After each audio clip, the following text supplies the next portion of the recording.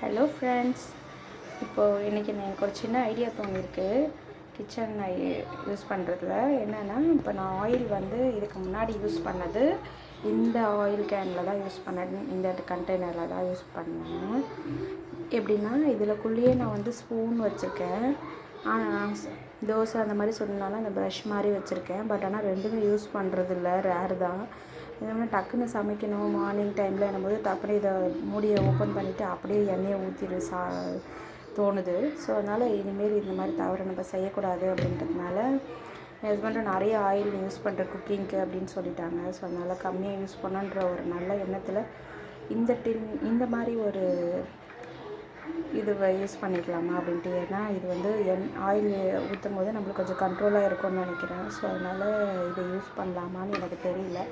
So நாளைக்கு காலைல தான் நான் யூஸ் பண்ணி பார்க்க போகிறேன். இது கரெக்டாக அப்படின்னா சரின்னா எல்லோரும் கமெண்ட் பண்ணுங்கள். இதேமாரி இன்னொன்று வச்சுருக்கேன், இதுவும் தீர்ந்து போச்சுன்னா இது வந்து பூஜை ரூமில் யூஸ் பண்ணுறதுக்கு, ஆயில் யூஸ் பண்ணுறதுக்கு பயன்படுத்திக்கலாம் அப்படின்னு நினைக்கிறேன். ஸோ இது பெஸ்ட்டு ஐடியாவாக தோணுது. யாரெல்லாம் ஆயில் அதிகமாக யூஸ் பண்ணுறீங்களோ அவங்களுக்கெல்லாம் வந்து இந்த டிப்ஸ் வந்து யூஸ்ஃபுல்லாக இருக்கும்னு நினைக்கிறேன். ஸோ யாருக்கெல்லாம் இது சரின்னு தோணுச்சுன்னா கமெண்ட் பண்ணுங்கள், வேண்டாம் அப்படின்னு தோணுச்சுன்னா அதுக்கும் கமெண்ட் பண்ணுங்கள், நான் அக்செப்ட் பண்ணிக்கிறேன். பாய்.